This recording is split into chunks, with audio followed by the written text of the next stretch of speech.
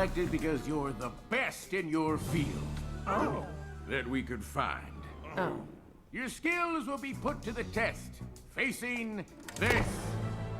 As you can clearly see, this is a volcano. Volcano is what my assistant was going to say. Assistant? You're the assistant. And we are back, playing a serious game of catch-up. Movies came back with a vengeance after a few weeks there. There just being one main movie out to go see. There was the 1 week where it was just Hobbs and Shaw, 1 week where it was Lion King, and then Once Upon a Time in Hollywood. Now, I was out of town last weekend and could only go see Dora.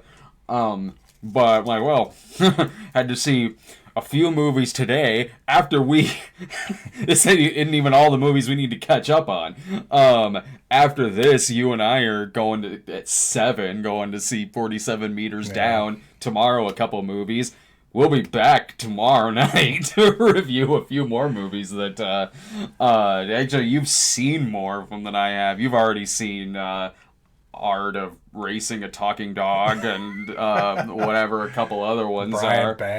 Brian Banks, yeah. Like you've seen a few more than I have. I mean, the movies that we're talking about tonight, you saw a few days before I did. We could only review Dora last weekend, which is a good thing too, because we did it live off of the camera, and it turned out or live off the phone, and it turned out there was something again wrong with the microphone. So if you're watching it, it looks like Rob and I are reviewing that movie in the middle of the rainforest. It sounded like the art of reviewing in the rain. Exactly. A nice soothing storm going on outside. So sorry about that. No one mentioned anything about it in the chat, so I don't know if it was live, if it sounded fine. What's funny is I just replaced the speakers on my editing computer because I think they blew. Yeah. And so I had the new speakers hooked in. One of the first things I played was that review. That's funny. And I start hearing that, I'm like, oh God, it's something else, isn't it? It's not the speakers. Something else is wrong with my computer. And then I tried another video and it sounded just fine. It's totally totally intentional. It's my version of the Andy Kaufman bit where he makes the static go on the TV. They'll make people think there's something wrong with their speakers. They'll be bashing them with a hammer by the end of the review. Oh yeah, totally my plan all along. But it was definitely a good thing we were only reviewing one movie that night. But I'm Brad Jones here with Geno Reynolds. And look what I got. I got the still shot right there. There's me and my ugly mug on my old set. It's you going, oh, does he have the still shot this time? I'm listening on that video. Sure. I'm listening to my my announcer, who's my neighbor. Mm-hmm. I'm listening to him talk me up, and then he makes a comment at the end saying like 2 out of 3 ain't that bad. Basically, he's calling me not good looking at the end of that video. We only review Meatloaf songs on this channel.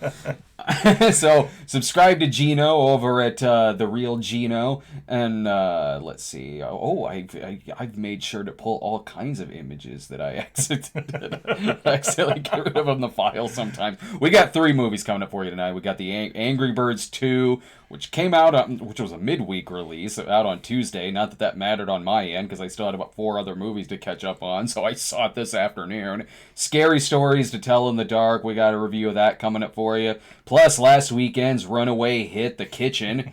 We'll be talking about The Kitchen. And in the meantime, though, let's go. Since we do have a movie to get to later on, I'll go through the housekeeping here real quick. Subscribe to us over at youtube.com/Stone Gremlin Productions. You can follow us on Instagram and Twitter over at The Cinema Snob. If you haven't seen the new Snob episode yet, we put that up yesterday. It's for Pet Sematary 2. We switched around the schedule a little bit this week since we're out of town last weekend, had a lot of stuff I had to catch up on during the week, so for convenience sake, had to switch a lot of stuff around. So I did Pet Sematary 2, which was released yesterday on Wednesday. Usually Snob episodes go up on Monday. But if you pay attention to the continuity of the video, it was clearly all about working around Lloyd's schedule, which is why I had to to change that one. He's a diva. Yo, boy howdy. So we had a fantastic month last month too, with the release of our new movie, another Cinema Snob movie. And since we reached the movie being out for a month, and all the feedback we got for it has been awesome, the response has been great. We had a fantastic month with this movie. So since it has been out for a month, we've finally put it up for rentals. You can also rent the movie as well as owning it. If in the past month you've looked and been like, I want to see that, but I want to buy that shit, you can now rent it. Go to cinemasnobmovie.com where you can rent, or you can still buy the movie as well on Vimeo, and you can own it on DVD as well. Speaking of owning things on DVD, go to our eBay channel, ebay.com/USR/Stone Gremlin Productions, I think is how that goes, or something. We're trying out a bunch of different deals every month. The deal we got going on from now until the end of the month is the entire Cinema Snob DVD collection. The 3 uncut DVDs, that old-ass public domain month DVD, the first Snob movie, the second Snob movie, ships worldwide. You can get all of those together in a bundle for a price that's way lower than buying any of these individually. Is that all I got? There's more of a list of things to talk about here than I have pictures pulled from the movies that we're talking about. I had a blast watching Pet Sematary 2 again, man. I was watching that movie, I'm like, Clancy Brown's Sheriff Gus character, that should be a 90s horror icon. Yeah, I remember we were talking about that on the way to the state fair. We did the fair video the other day. That'll be coming up soon. And I'm like, I don't remember any of that, but I gotta watch it again. Oh yeah, yeah. You do. Totally. I'm like, more people needs to be talking about Clancy Brown from this movie. But anyway, that's up. Check out our Cinema Snob episode on Pet Sematary 2. How are you feeling after doing the State Fair episode? Yeah, when I got home, I wasn't joking on Twitter. I was out. You're not feeling very good? Yeah, after the last thing we tried, I was gonna get a lemon shake-up, maybe a corn dog or something, just to enjoy it. I'm like, nope, yeah. I'm good. And when I got home, I didn't feel good for about a whole day. Laura was sick. Yeah. Laura was sick afterwards. We had a couple of things that were kind of nasty. A few things that were really good. I was fine. I was telling Laura, I go like, I don't know, my stomach, I guess, has given up a long time ago, so I'm feeling all right. Laura was in a lot of pain too after doing that stuff. It was not fun. Now going and shooting it was fun. Oh yeah, except it was 200 degrees outside. But the aftermath for me was not a good time. Yeah, you can see there's some sun on my head a little bit. When I was out, I'm like, oh, I forgot to spray my head or anything, so I was worried I'd start feeling a sizzle and up here, but no, I didn't really get burned, surprisingly. Alright, so the big new movie out this weekend is Angry Birds 2. I know last weekend a bunch of people wanted to see us talk about scary stories to tell in the dark, so let's go ahead and talk about The Kitchen first. Here's a scene from the trailer right now from The Kitchen, and we'll be back to talk about that right afterwards. Times change. You do what you gotta do. Just to be clear, now we run this neighborhood.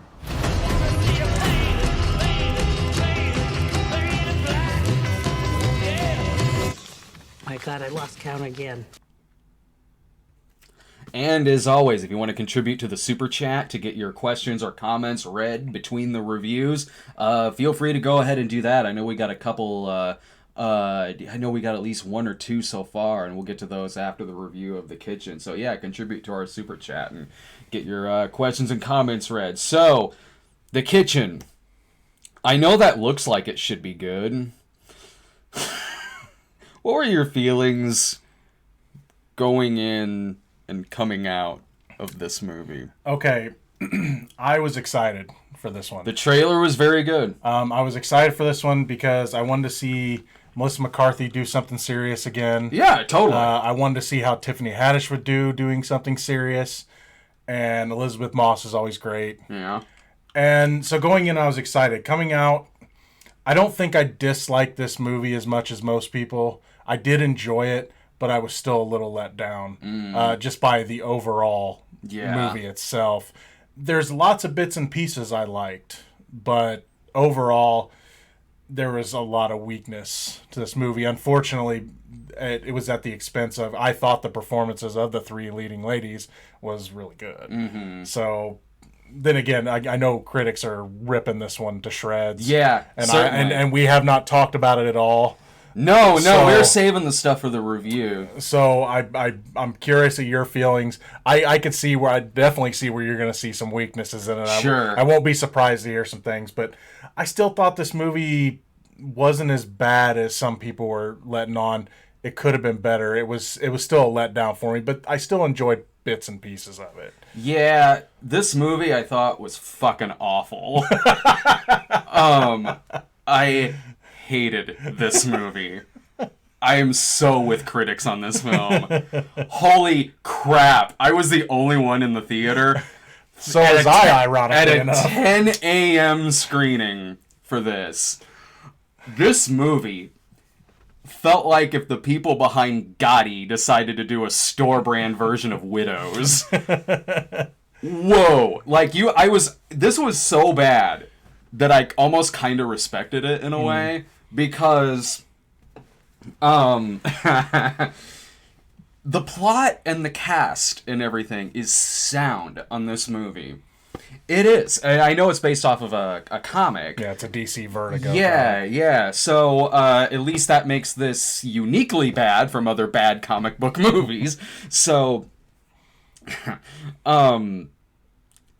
the plot of this movie, it's 1978. It's in Hell's Kitchen. It's about these three women who their husbands go to jail, and they are promised that they'll be taken care of by the mob, the Irish mob. But they're not being taken care of that well and kind of getting screwed over with their payments that they're supposed to get. So they start taking things over themselves, getting their own income, kind of controlling the streets and competing against other people in this Irish mob and also the Italian mob as well. That should be really cool, especially given this is taking place in 78 and having these three women go against these kind of larger-than-life mafia figures. You have to try to screw that up this badly. And I almost respect it for that. Because I'm like, this is the kind of bad movie where you have to have some kind of talent to really muck it up like this. This was miserable. I hated this movie. I'm trying to think of something good about it. I can think of a couple. It was kind of cool. They had the old school New Line Cinema logo at the beginning of it. Yeah. Like it was A Nightmare on Elm Street or something like that.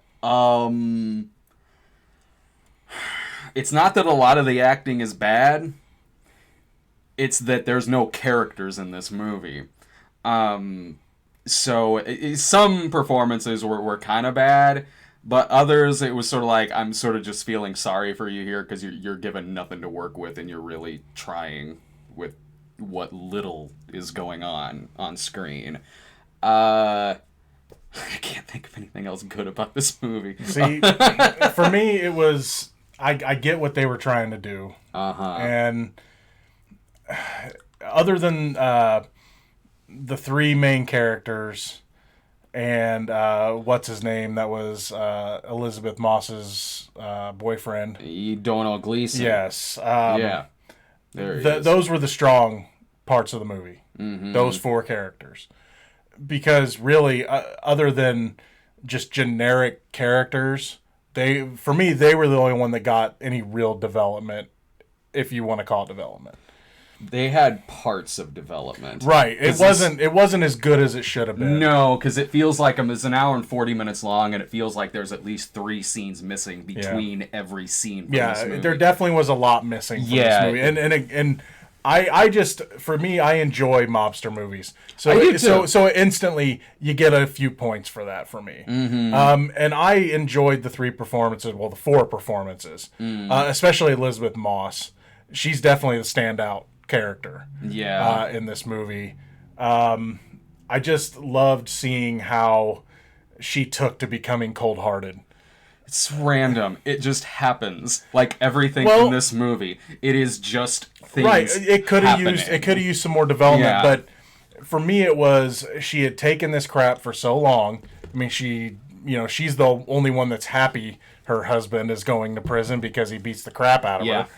And just watching her snap, for me, it just that worked for me because all of a sudden it was just like, oh, I want to do this, and then instead of hesitating, it's just instant. She wants to help get rid of the bodies. And it's like, wow, what have you been hiding deep down? Now, I would have liked to have seen more development of that. That is, I will admit to this movie's faults. Because, again, though I enjoyed it, I was let down by it. Yeah. Because these three ladies, especially, if they were given more, this could have been great.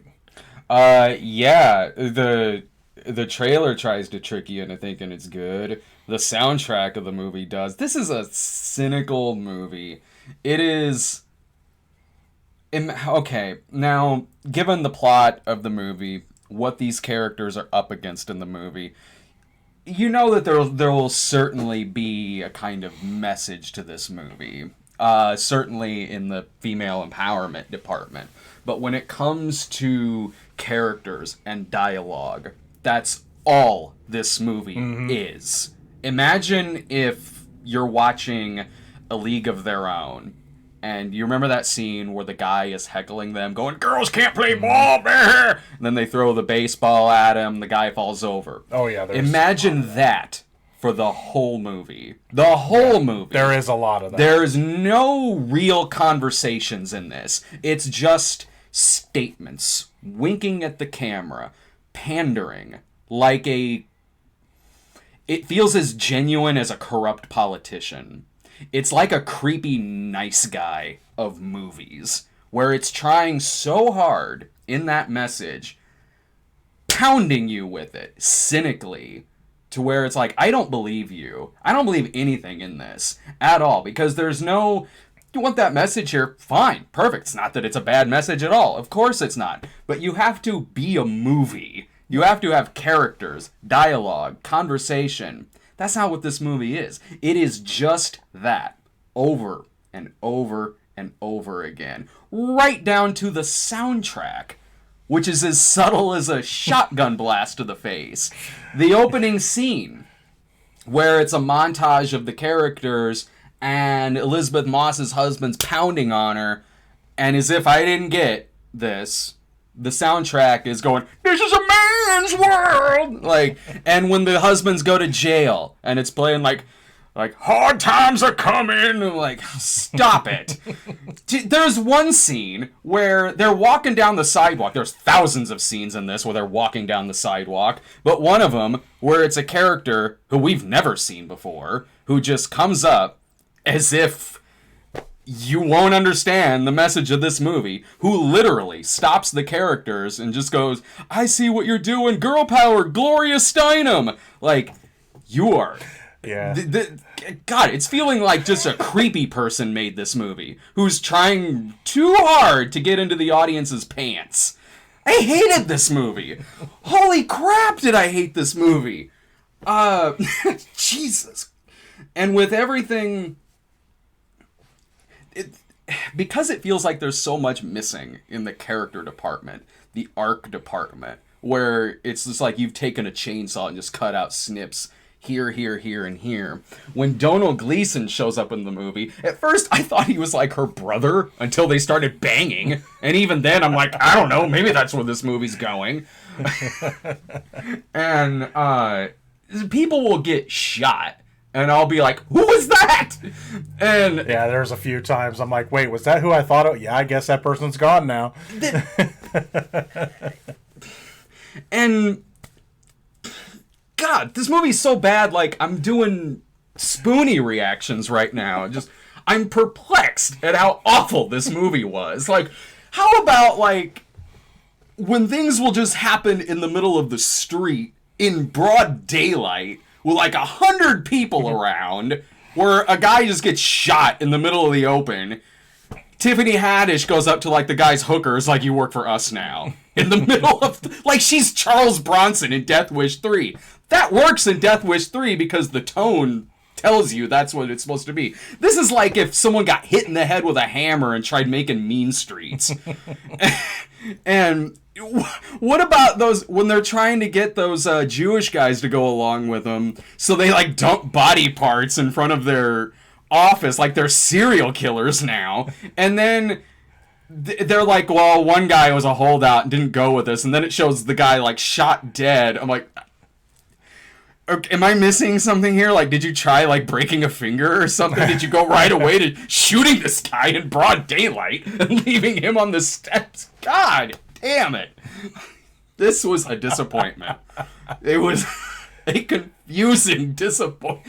Oh, God. And it's, with the characters, it's like, it's not that it's not that Melissa McCarthy's bad. She's not. She's a great actress. Elizabeth Moss is, Donald Gleason, all of these actors in the movie. But Melissa McCarthy, they're just given exposition to say. They're just given rah-rah line moments to say. Elizabeth Moss, it's just like, yeah, there's weird things happening with her, but it's just because the script is calling for it. Donald Gleason is introduced in this movie to be like, oh, he's crazy, he's insane, he's a vet, and really that's just kind of it for his, what you need to know about his character, and he just does the same shit throughout the movie. Tiffany Haddish has scenes where she's fine, but other scenes where it felt like she didn't know what to do with her face. So she'd be in the background just going... Yeah, she's definitely out of her wheelhouse. You know, I've never... Yeah. I mean, if it's not comedy... I haven't seen her try to do something like this before, and again, I was curious about it. You know who I did love in this movie? Who's that?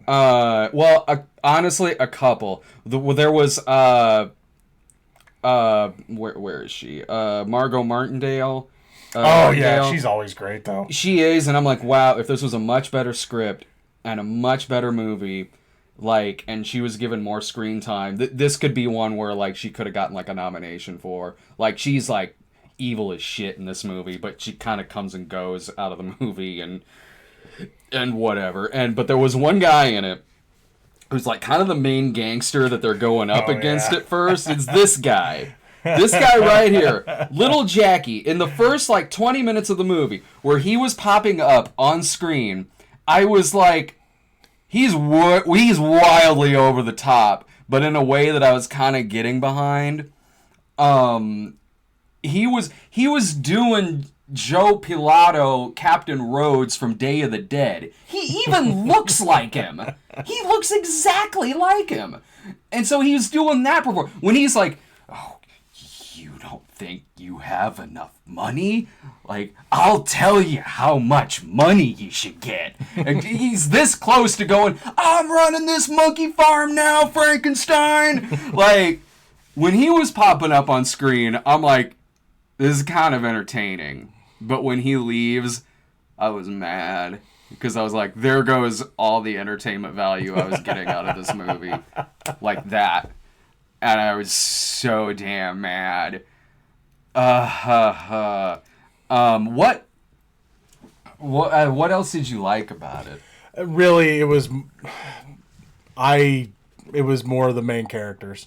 Because again, the development of the story, while there were things I was enjoying, again, like you said, things felt like it was missing. That's why where a lot of my disappointment. It makes me curious to go read the comics. Yeah. To see, okay, what am I not getting to see here? Mm-hmm.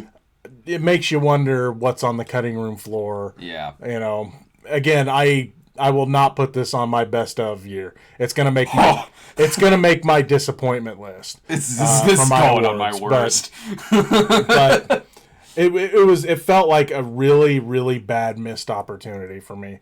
Oh, I mean, one of the last DC Vertigo movies we got was The Losers, right? Oh, yeah. And I love that movie. Yeah. So when I saw they were doing another Vertigo movie from DC, I'm like, oh, maybe we'll get something great. Yeah. And no, I enjoyed the movie enough. It was definitely a letdown, and like you, I got to see it by myself, not just in an empty theater. I got to see it in an empty building. Yeah. Because my screening got canceled. and I go to a noon screening, and the manager let me in and watch it anyway. There you go. So I was the only one in the theater. So was I, man. I was like, hang on, I've got to plug this. I forgot. We jumped on here so fast, I forgot to actually plug the laptop in. Oops. So, it's got a full charge on it, but I'm like, you know what? I better be safe and plug this in. Oh no, my God. Earthquake! I decided to plug it in by making a mess out of everything. Yeah, so I go in there at, like 7 in the morning, Jesus. No, I go in there at, 10 in the morning and walk in and employees are there like, what the hell are you doing here so early? Like, I got catching up to do. I'm like, she's like, yeah, she goes, I haven't caught up on a lot either. She goes, I haven't even seen The Kitchen yet. I'm like, yeah, that's what I'm about to go see. She's like, I hear that's bad. I'm like, maybe the acting's good. I come out. It was before I went to go see Angry Birds. She's like, what was the verdict on The Kitchen? I go, that was awful. Oh my God. I go, like, there was a line forming behind me, so I'm like, maybe get some friends together and have some drinks, and you might have a good time at this. Just make sure you're the only ones there so you can talk. I was the only one there, and I was sitting in the very back, and it got to a point where I just wanted this shit to wrap up. So, like, I was pulling the Dave thing where I just started leaning in front of me on the chairs in front of me, just going like that. I had my phone out. I was texting Laura. I'm like, God, this is awful. I'm like, I wish you were here. This movie's so bad. And it throws in this, when I was sitting there going, I don't know, how is this movie going to wrap up? Like, they have no problem killing so many other people in this movie, but the people they should kill, they'll wrap it up pretty quick. They take their sweet-ass time. Yeah, that ending especially, I won't say what it is, but it was very cartoony to me. Along with that cartoonish-ass twist they threw in there at the end. That's what I'm saying, yeah. It just felt very cartoony. Mm-hmm. I mean, granted, it did come from a comic book, I guess. No, that's true. But yeah, the ending was just like, wait. Mm-hmm. How did that many people get there that silently? Yeah. Sorry for messing with the camera here. I kind of bumped it when I was... Sorry if you get motion sickness here. Oh, at least I didn't go to the fair today. I'll be okay. Woohoo! Sorry! There's an earthquake happening in Springfield right now, so you just have to bear with me for a moment. Oh, no, that star is crooked. Whatever. Yeah, good. Fine. It's fine. It's fine. We didn't have our V8 today. Yeah. Oh, I took a coffee into the movie theater before this. Thank God I didn't. No, I don't recommend this at all. This is so going on my worst at the end of the year. Like, maybe towards the bottom. I don't know if it would be like my 5 worst. We see a lot of bad movies. There's movies I hate that don't make my bottom 10. I'm pretty sure this one will. This one, I would say rental at best. Oh.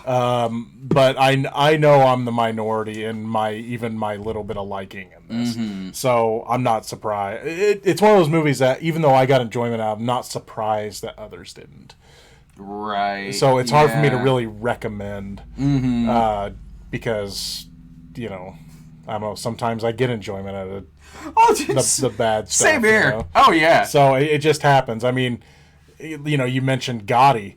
I'm not sure which one I'd rather watch. Gotti, hands down. And me, I would probably rather watch this. Oh, I thought that Gotti was so much better than this.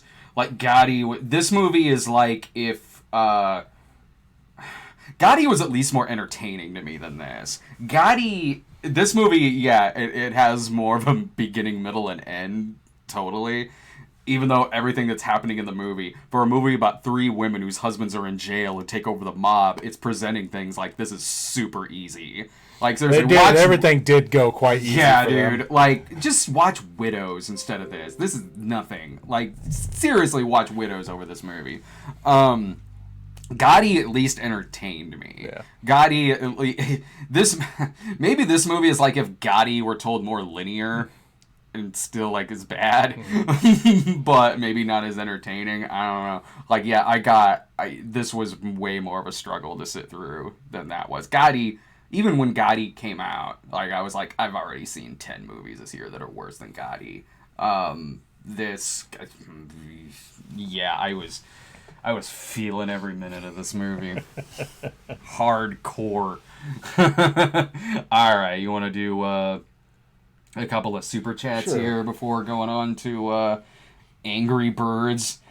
The movie pissed me off so much that I might as well go into something angry in the title. Jesus. Okay, let's go ahead. Michelle Moffitt says, "Hi Brad, could you please mention my story, A Necromancer's Cult? It's about a necromancer. I should hope so. It's about a necromancer needing to make personal sacrifices to raise his girlfriend from the dead. The book is available on Amazon. Yeah, go check that out. That's from Michelle Moffitt. It's called A Necromancer's Cult. Go to Amazon.com and check that out. And thank you so much for the contribution. Amanda Herrera, love the show. I watch it every week. Will you be attending WonderCon in Anaheim or any other Southern California conventions? I don't have anything scheduled right now for California. If any of them invite us, then yeah, totally. We're doing Wizard World Chicago. Oh, that was a thing I forgot to put up in the... we're coming back tomorrow. We're doing Wizard World Chicago the 22nd through the 25th, I believe. That's it. That's a 4-day convention. We'll be there all 4 days. We'll have copies of another Cinema Snob movie and all of our other movies as well. All of our other DVDs. So yeah, come and get your tickets at wizardworld.com. We got that coming up. We got one coming in November, I think, in Grand Rapids. A con coming up in Grand Rapids. I believe that one is in November. Those are the two that we got scheduled right now. But hey, give us a talk to people over at WonderCon or any of the other Southern California conventions and see if they'll invite us out. If they do, hell yeah, we'll go, man. Totally. I haven't done a con in California before, so I'd totally be all about checking that out. Okay, let's go ahead and get to Angry Birds here. Pull up another clip from the Angry Birds Movie 2, or the Angry 2 Birds movie, as the poster makes it look. Let me get through all that. Skip through the kitchen crap and get to the... Alright, here we go. Here's a clip from Angry Birds 2. This is their psychotic leader.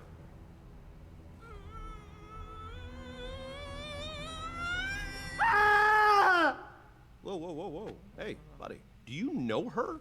What, me? No, definitely not. Absolutely not. Never seen her before in my life. Who is that? I don't know. Not terribly convinced. This was... I saw this afternoon. Just like I got out of it about a half hour before you showed up. I had about an hour to kill between the kitchen and this movie. So I came back here, had something to eat, pulled like the pictures I needed to pull, got back after the movie, then pulled the clips. So I'm like, okay, so that was the adventures of my day. I hated the kitchen so much that I didn't want to go to another movie, let alone a kid's movie, one that I didn't even know would be any good or not. Like, I remember thinking the first one was like fine. So I'm like, just even animated sequels to movies I like usually are kind of a crapshoot. So this, I was like, I don't know, man. Again, I was already in a bad mood from the kitchen. I didn't want to go see anything else. So when the movie starts out, and already, it's a movie based on Angry Birds, and in the first part of it, there's like a dabbing reference, and then there's a Who Wants to Be a Millionaire reference. I was kind of sitting there like going, this is already feeling a little dated. Don't know if I'm in the mood for this shit right now. I kind of remember thinking the first one was alright. Like, I don't remember really disliking it necessarily. It was just sort of like, I was like, I guess that was a movie. I don't know. I don't remember thinking it was bad by any stretch. I was probably okay with it, like maybe on a rental level at least. So this one, which is about the bird Red, it is an Angry 2 Birds movie. Take it from me. Should have called it another Angry Birds movie. It's excellent. So yeah, right over there. You see, like it's the pig, Leonard, Bill Hader, and Jason Sudeikis, Angry Bird Red. They got to work together in this one because of the events of the first movie. Red is now like a hero on Bird Island. Like, you know, his face is on billboards everywhere. People look up to him. He's no longer lonely like he was in the first film.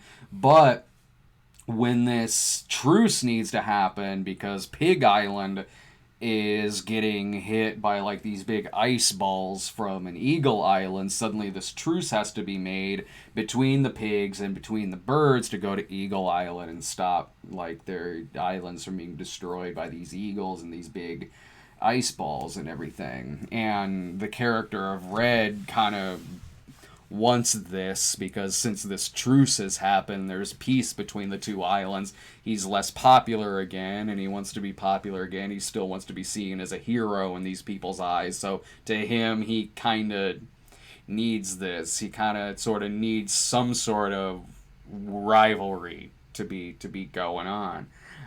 That was pretty interesting. Like, I liked how that was the angle that they were going with this character.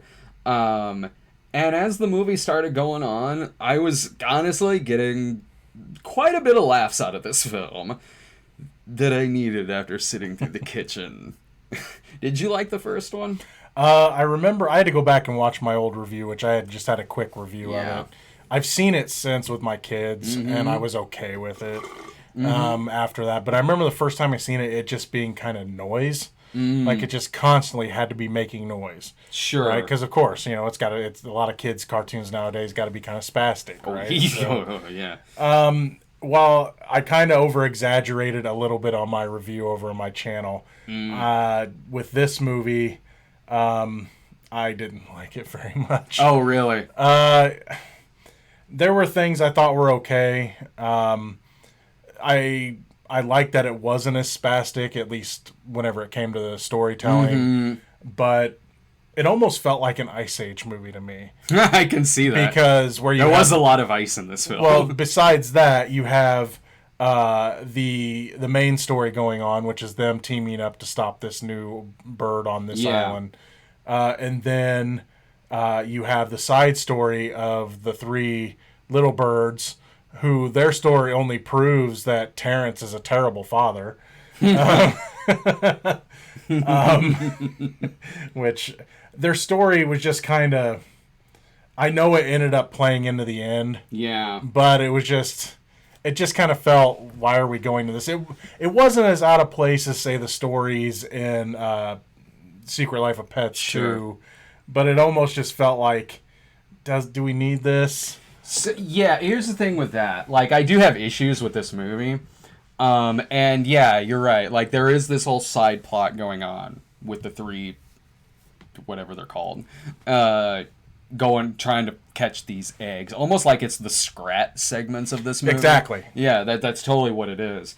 And as I was watching that stuff go on, I was thinking, like, you could easily cut this and it would make the movie like 90 minutes and nothing would really necessarily be lost if you were to cut down on this. The reason why I wasn't getting that mad is I was getting a lot of laughs out of it, of them trying to catch these eggs. And like there's this joke with a snake where the eggs are resting on the snake, and there's kind of a dark joke that happens in this scene, and there's a part they end up in outer space and things like that. So when it was cutting to them, I was like, oh, okay, here's what we're doing. But I would get a really big laugh out of it. The issues that I had with the movie, while, yeah, there were times where I was really laughing out loud at this film. It not, like, really one after the other. Like, some time would maybe go between laughs I would have a lot early on.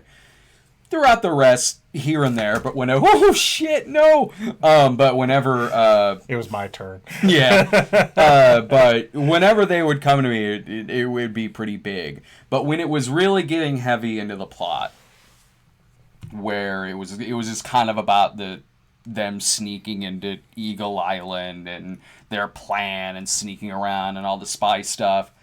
When there weren't jokes or anything, my mind was kind of wandering a bit. Like, my mind would drift a bit in this movie. And there was a problem I had with this that I did in the first movie that I kind of recall having in the first movie, which is that yellow character right there. Clyde, was that his name? I can't remember the character's name, but it's Josh Gad. The Josh Gad character, whose strength is super speed. I sort of recall thinking this about the first movie, where you kind of wrote yourself into a corner with this character because so much of this could be solved literally within seconds because you have this character. It's the Quicksilver thing. Yeah, where you have this character who has this power that could, in a matter of seconds, do everything that you're trying to do over the course of a movie. Yep. And having him there, it was hard not to constantly be thinking about that when they're trying to sneak into various places in this lair with these eagles.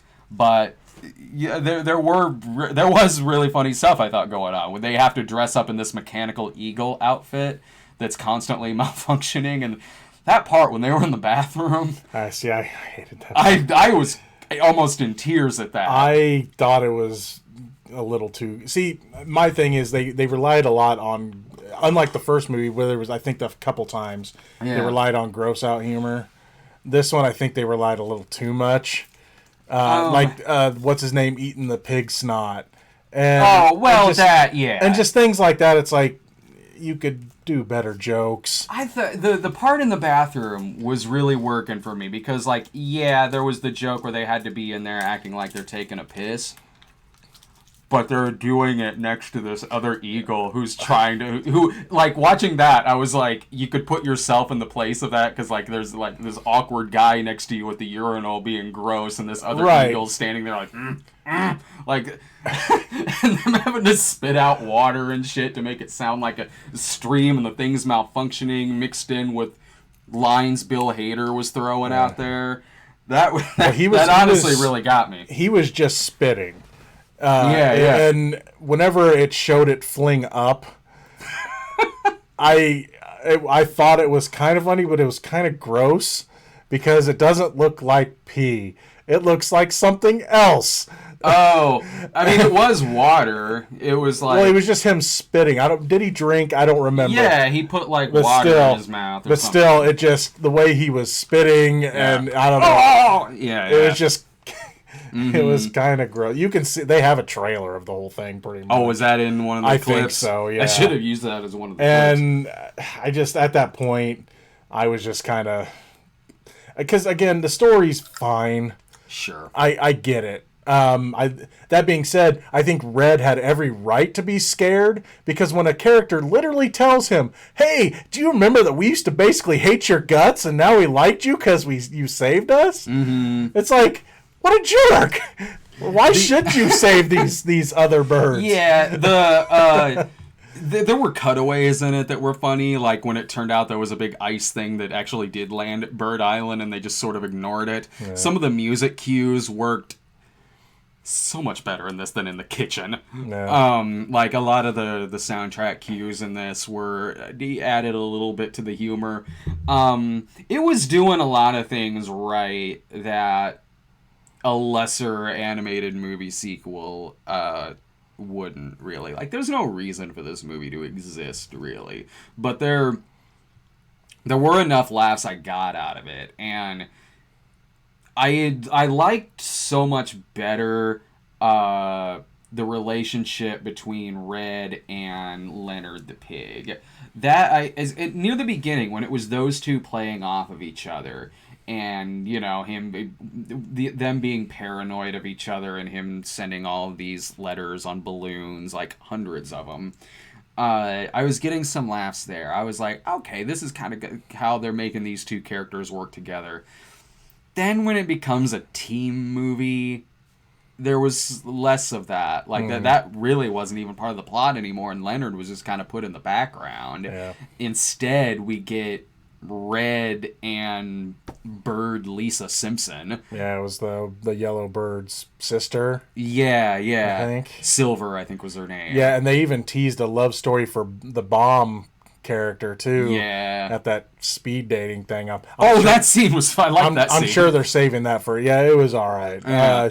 I'm sure they're saving that for Angry Birds 2, 3 movie or whatever you want to call it.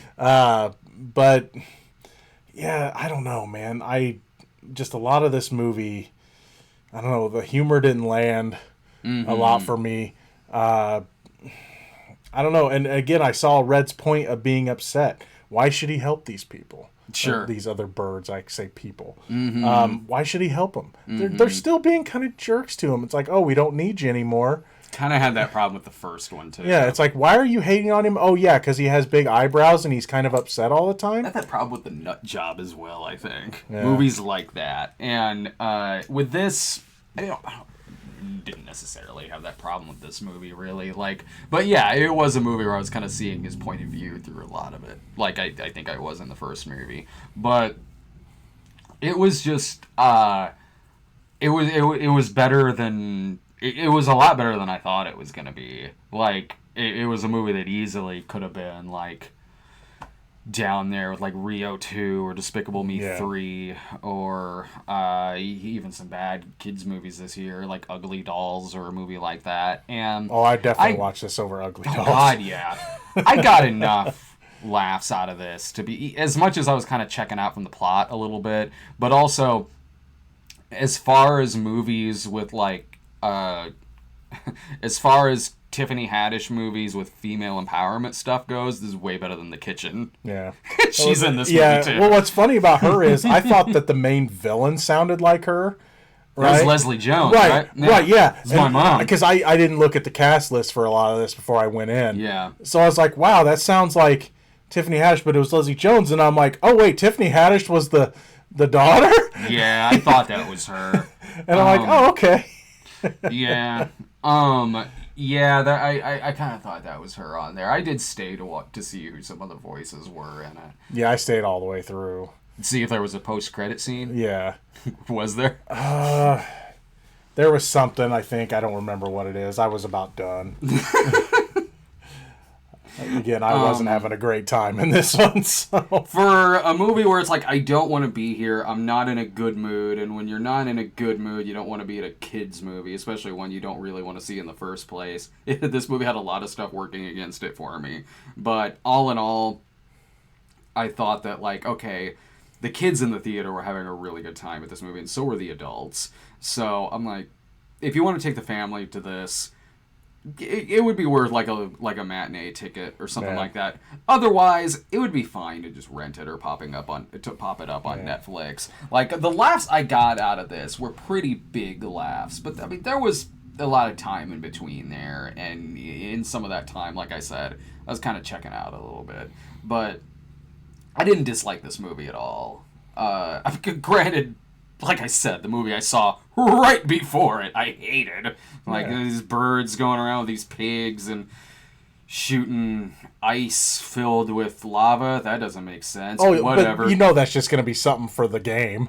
You know, it's going to be... Ice fireball. Yeah, it's going to be something for the game. That's all stuff like that is.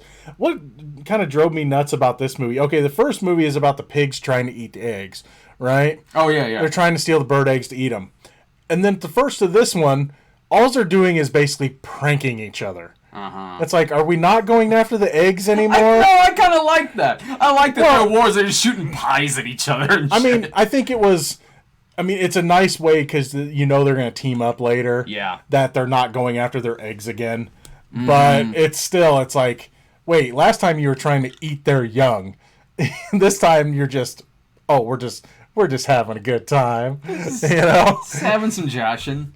You know, my son wants to go see this, and I think if I take my critic glasses off, I'll probably like it a little more. Mm-hmm. I've done that with lots of movies with him, which I'd say it's something I didn't like, and then we watch it, and I'm like, I had a good enough time, because he was having a good time. The way my shirt is, it makes it look like the poster for this movie is really weird. What is this movie? How's that factor into? Okay, I guess I got to see this. If you want your son to really like this movie, take him to see The Kitchen first. He would probably walk out. Yeah.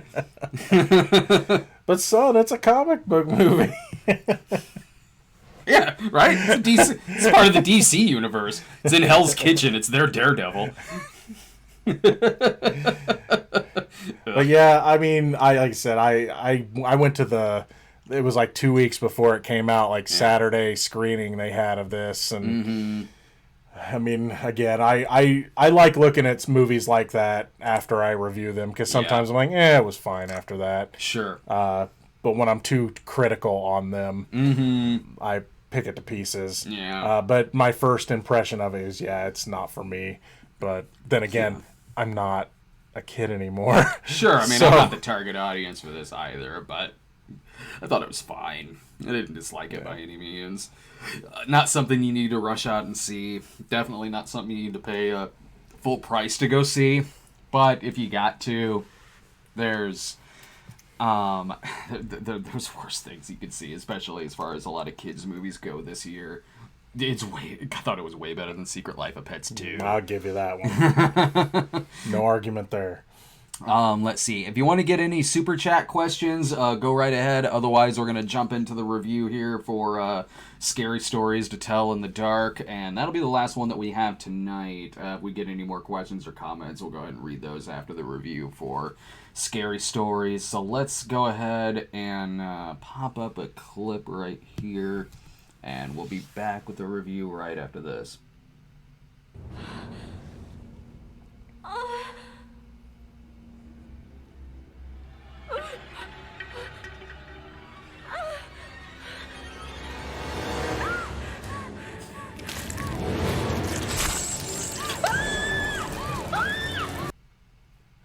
If only my wife was here to see that clip.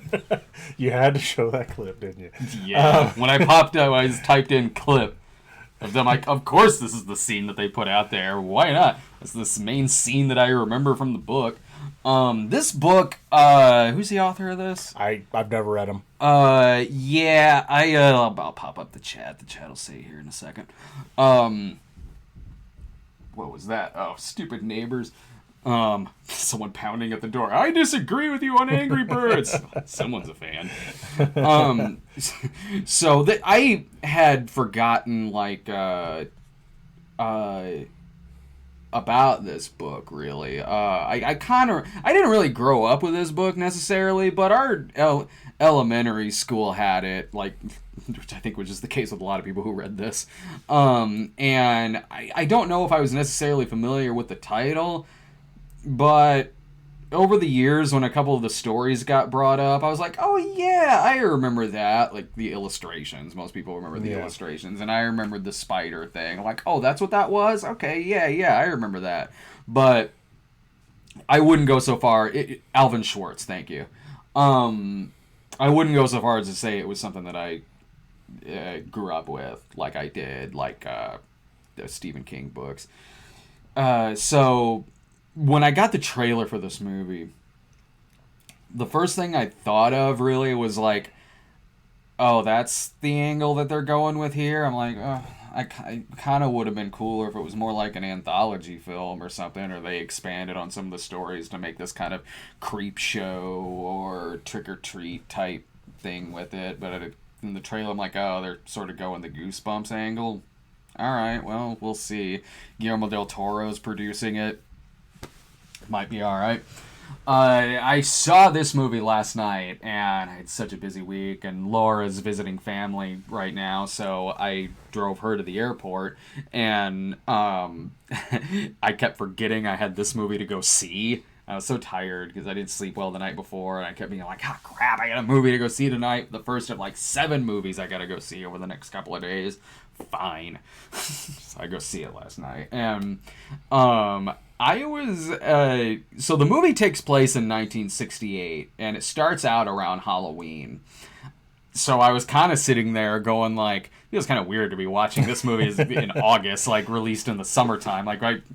Maybe it didn't want to compete with some stuff around October or something. I don't know, but I'm like, okay, they're releasing it now. Feels kind of weird. But sure, whatever. So the movie takes place in 1968. And yeah, they find the book, Scary Stories to Tell in the Dark, by this author named Sarah Bellows. As you see it in the trailer, things from the book start happening. In reality with these kids around Halloween. And when that started happening, I was like, okay, they're doing something like, all right, I've seen this kind of thing before, especially recently with like Goosebumps and those movies. A couple things I enjoyed with this here being that like it I like how it wasn't so much that like, oh, these things from the books are popping out of the books and chasing them around, even though, yeah, don't get me wrong, there is that in this movie. But it was more like the stories from the book began happening in reality to these kids. A story about the Scarecrow, the Spider one, and things like that. Like, all of those start happening within the plot of the movie. So I'm like, yeah, would I have rather have them kind of done the anthology route with it? Sure, but I was like, okay, this is kind of clever what they're doing here, trying to work these into sort of this linear plot that's going on. And what I was noticing early on, too, is that unlike some other movies that you've seen with this kind of plot line, this movie is pretty dark. Like, this is this is 80s PG-13 or 70s PG. There's people that get screwed up in this movie. Hardcore. Like, you've seen the part with the spider, certainly, but like the kid who's turns into a scarecrow is vomiting up hay and stabbed with a pitchfork. One guy gets his neck just snapped all the way around. Like, this is tonally, yeah, it's like this movie is this is a movie that if I was a kid and saw this, would be this kind of like gateway horror movie that's pretty dark to go see if you're really, really super young. And it, you know, you could really discover a lot of other cool horror things going to see this movie. Almost like for a generation that could grow up with a movie like this would be like to us, me and you, growing up with stuff like The Monster Squad or Gremlins or movies like that. So I was enjoying that they weren't holding back. Like, yeah, this is a movie for certainly adults who grew up with the books, but also kids who are maybe discovering it as well. And it's not talking down to its audience. It's not treating the audience like kids. It's not being condescending or anything like that. When people, there's not even any easy resolution at the end of this movie. So there are pretty screwed up things that happen to some characters in the movie, and it's not afraid to show that some of that's pretty horrific. Even, like I mentioned, this is around Halloween, but it's also dealing with the 1968 election, in which Nixon won, and it deals with the draft as well, and going racism, and going off to Vietnam. There are heavy issues in this movie. I was really respecting that about the movie. It's expected. There's probably going to be some kids going to see this movie, but it's treating them like adults. It's not at all treating them like they're babies or anything like that, which, you know, unfortunately you would kind of maybe find in a lot of other movies like this nowadays. So, and even a lot of the scary parts in the movie were, some of them got fairly intense when, again, this kid is being turned into this scarecrow and just puking up hay and all this crap. You saw the part with the spider in the trailer. The anticipation and the build up to that is pretty good because you know where that's going. You know what's going to happen here. And how they're building up to that eventually happening was good. It was honestly better than the payoff, I thought. I mean, the movie's got issues, but overall, it'd be a pretty good double feature with a couple of things out right now. It would be a good drive-in double feature with a movie like Annabelle Comes Home. Yeah. Both movies that are period pieces. Both movies have to do with these kind of monsters or ghosts or whatever showing up to screw with these teenagers. That's what I liked about it, because it was almost like it's less, again, like a kid's movie and more like it's sort of more like a slasher movie than it is Goosebumps or something like Final Destination. Also, you could maybe even put this as like a double feature with Once Upon a Time in Hollywood. Both around the late 60s. Both have to do with a lot of pop culture from around then. This would maybe be a good B feature with that, maybe. That would be a pretty fun night at the drive-in, actually. It'd be a long night at the drive-in, don't get me wrong. You'll need to get extra snacks. But no, I actually had a pretty good time with this movie. I won't go so far as to say I was in love with it, really, but I could see how there could be like a lot of kids who could grow up with a movie like this, and like this would be almost, like I said, like a gateway horror movie and do some other things in a good way. I mean, there's issues that the movie has. Some of the effects aren't very good. That was an issue I had with the spider scene. And you might have seen that in the clip that I put up. When the spiders do come out, I'm like, I don't have arachnophobia, so if I did, I'm sure I would be sitting there like, I don't. Laura would freak the hell out of that scene. But because of that, like when that happened, I was like, the anticipation for it, I thought was better than the payoff because there was so much effects going on in the payoff. I was like, you know what, this same type of thing was a lot more convincing and like Creepshow. Yeah. That scene reminded me when I saw the trailer. It's like it's gonna be like that episode of Tales from the Dark Side. That guy, the one where the guy is treating all the kids bad at Halloween. Oh yeah. And that it reminded me of that. Mm-hmm. For me, this movie, I really liked it. I did have issues with it though. I mean, but the strengths of this movie definitely outweigh the weaknesses. Absolutely. I mean, the CG, definitely on some of the things weakness. That being said, a lot of the creatures were still effective.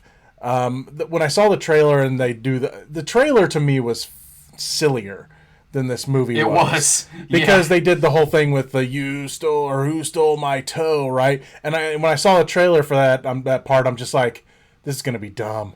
But then when you see the whole scene, it's gross and it's effective. Yeah. And the you stole my toe part's still a little silly, but the lead up to that is disgusting.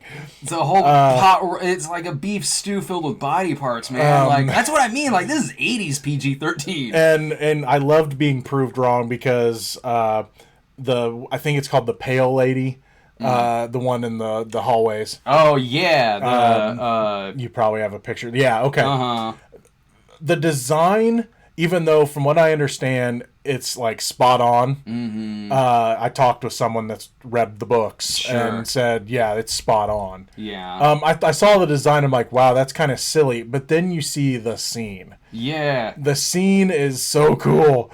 I dug the heck out of that whole hallway scene. I knew it was going to happen, not at the very end of it, but it's just like, well, yeah, she's going to keep getting closer. Yeah. But I'm just like, just the effectiveness of it, because you never know when he turns, is she going to be there? Yeah. And then when it got to a point where she was like everywhere, it was creepy. The payoff was to it. Yeah, some of the effects aren't great. But I'm just like, but still when I saw the design, I even chuckled a little bit during the movie. And I'm like, wow, that's kind of silly. And then you see her just keep coming at him. It kind of reminds you of It Follows a little bit. Oh, yeah. Where it's just, it constantly is coming towards you. Yeah. And it feels a little claustrophobic. So that part is effective. The scarecrow part was cool. That being said, I hated only seeing these things once. That was not really a big issue for me, but it's like, oh, but then that part's over. If you enjoyed something, it didn't come back. You kind of like, it's like, because if there is another issue I have with this movie, it's like, there's a lot of creatures that they run into and they see, and that's about the only time that they're in it. In that way, it's almost anthology in a way, because it's sort of going from one monster to the other. Yeah. And I did enjoy how they did that.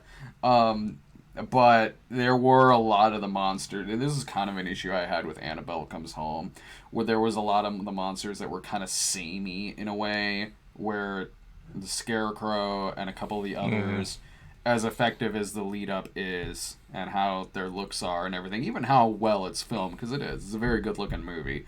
Some of it was kind of samey in that, like, pretty much all of them are doing the same thing, where they're just sort of walking really, really slowly towards the person, almost like it could almost kind of be the same monster every time, but one's a scarecrow, one's that lady in the mental institution.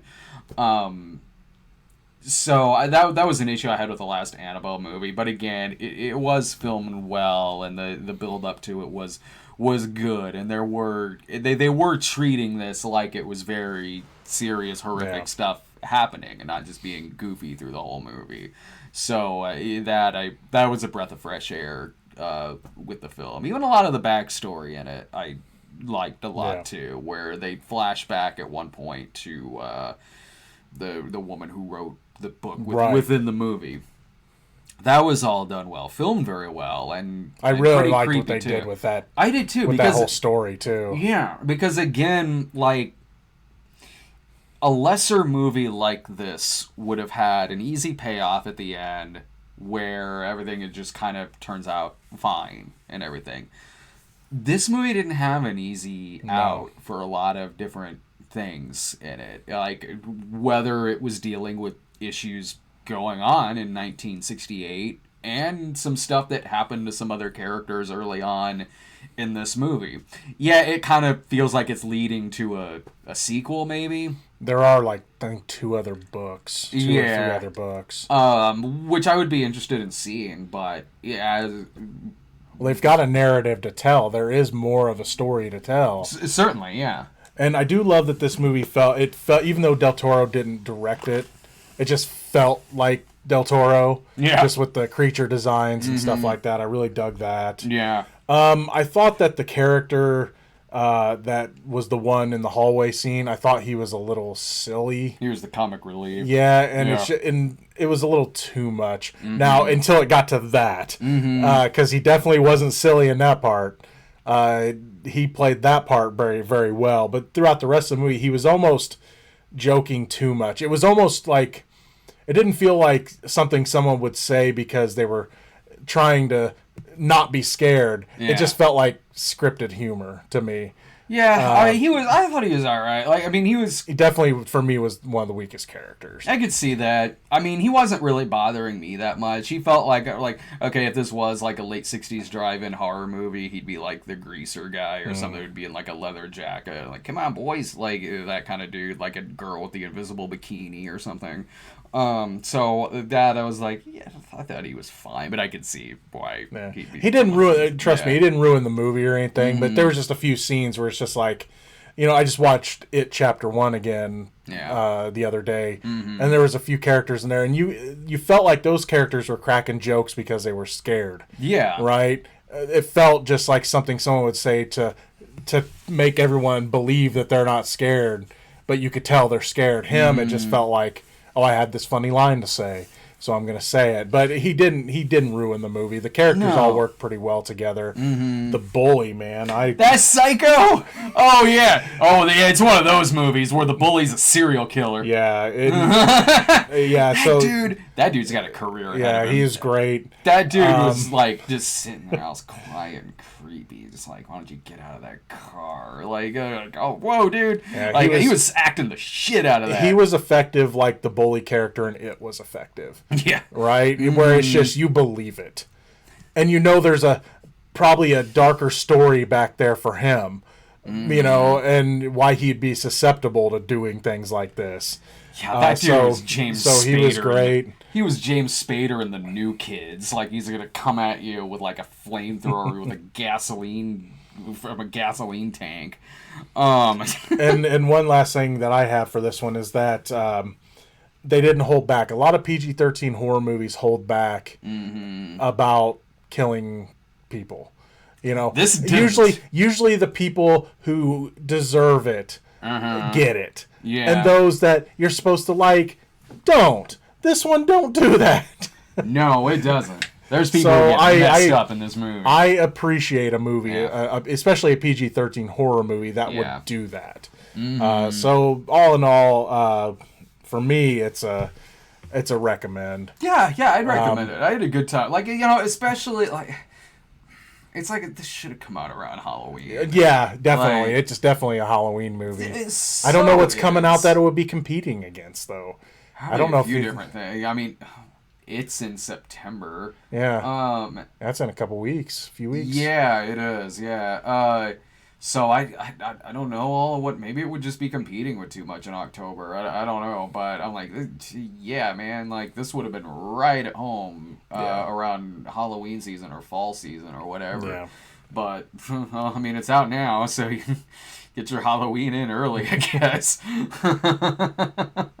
It's like a couple of the Halloween movies that they released in the summer. Yeah. I think didn't H2O come out in the summer? I can't remember. There was I one or don't two remember. of them that did. That doesn't surprise me one bit, though. Right, that one or Resurrection. I can't remember. Let's make Halloween into a blockbuster. Yeah. Yeah, dude.